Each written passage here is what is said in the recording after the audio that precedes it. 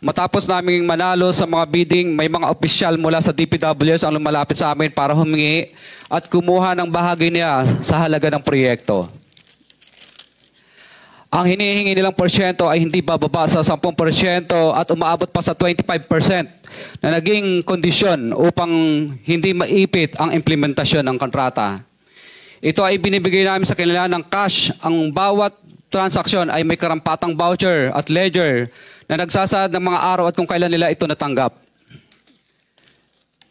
Ilan sa kanila ay sina Terence Calatrava, former Undersecretary of Office of the Presidential Assistant of the Visayas of the Philippines, Kong Roman Romulo of Pasig City, Kong Jojo Ang of Uswag Ilonggo Party List, Congressman Patrick Michael Vargas of Quezon City, Kong Juan Carlos Arjo Aitaide of Quezon City, Nicanor Nicky Briones of AGA Party List, Congressman Marcelino Marcy Teodoro of Marikina, Congressman Florida Robes of San Jose del Monte, Bulacan, Congressman Leandro Jesus Madroño of Romblon, Congressman Benjamin Benji Agarao Jr., Congressman Florencio Gabriel Bemnoel of Anwaray Party List, Kong Leo de Ode Tariela of Occidental Mindoro, Congressman Reynan Arrogancia of Quezon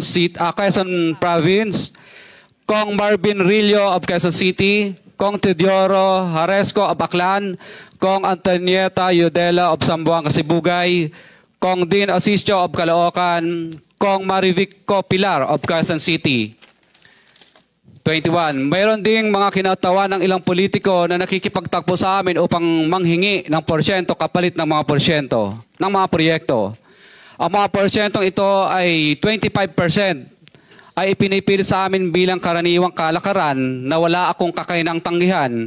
Ilan sa kanila ay sina Regional Director Eduardo Virgilio of DPWS Region 5, Director Ramon Ariola III of Unified Management UPMO, District Engineer Henry Alcantara, DPWS Bulacan First, Undersecretary Robert Bernardo, District Engineer Aristotle Ramos of DPWS Metro First, Pasig City, District Engineer Manny Bulusan of DPWS North, Manila Deo, District Engineer Edgardo C. Pingol of DPWS Bulacan Subdeo, District Engineer Michael Rosaria of DPWS Quezon Second Deo.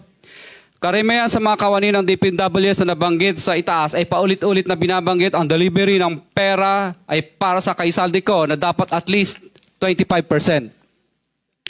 Si Kong Marvin Rillo naman ay ilang beses na binabanggit ang pangalan ni Speaker Martin Romualdez bilang kanyang malapit na kaibigan. 25. Sa tuwing umiinom kami sa Wine Story, sa BGC at sa Shangri-La Mall, sinasabi pa ni Kong Rillo na lahat ng kanyang request para sa pondo ay galing pa mismo sa unprogrammed funds at insertion na inaaprubahan ni Speaker. Ang tao ni Marvin Rillo na si Bogs Magalong ang pumupunta sa amin para kunin ang pera sa aming opisina o sa Wine Story.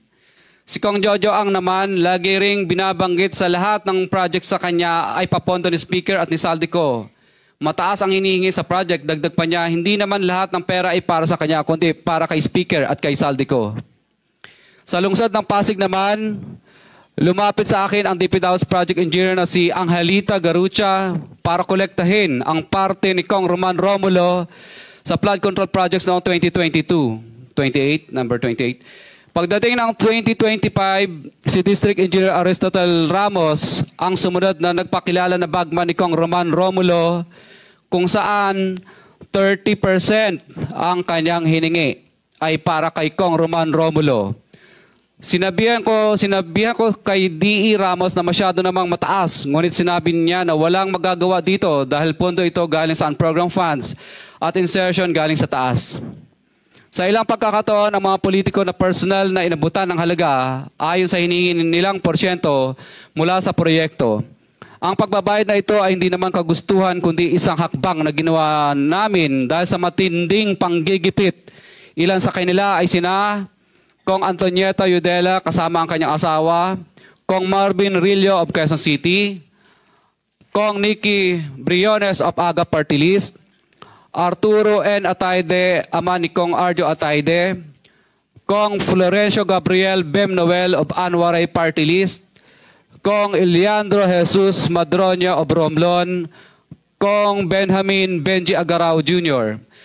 Bagamat naging matinding pagsubok ang kabawasan ng pondo na nakalaan sa proyekto, pilit at matapat naming sinusunod ang bawat espesifikasyon na nakasaad sa Program of Works na nakasaad sa proyekto ng DPWH. Nakakasiguro kami na nagawa namin ng maayos at matapat ang bahagi o phase ng proyekto na na-award sa amin. Sa katunayan, hindi kami mababayaran ng DPWH kung hindi ito dumaan at pumasa sa maraming material testing na naaayon sa design ng DPWH. Ina-assess at ini-inspect ng DPWH ang bawat proyekto base sa natapos na parte o accomplishment. Napilitan kami na i-absorb ang kabawasan na ito na nagdudulot ng maliit na kita o pagkalugi sa ilang projects. Para makabawi, dinadamihan na lang namin ang partisipasyon sa mga projects. Taliwas sa mga lumalabas na may mga impormasyon sa publiko, hindi kailanman kami gumawa ng ghost projects. At masugid kami nag-i-inspect sa lahat ng aming mga natapos na projects. Handa po kaming tumistigo ng walang pilit at kusang loob bilang state witness at sabihin ang lahat ng nangyayaring katiwalaan ng Kamara, DPWH at iba pang mga kawani ng gobyerno upang gawin ang tama. Kami ay lubos na humihingi ng tulong sa Senate Blue Ribbon Committee na pinamumunuan ng buting Chairman Senator Dante Marcoleta at kay President Bongbong Marcos para sa proteksyon at seguridad ng aming pamilya. Ang salaysay na ito ay kusang loob naming ginawa at walang sino mang pumilit na gawin ito. Sa katotohanan ng lahat ay nilagdaan namin ang salaysay na ito ng kusang loob at walang pumipilit. Sign, Pacifico of Vizcaya, nagsasalaysay. Notaryado po.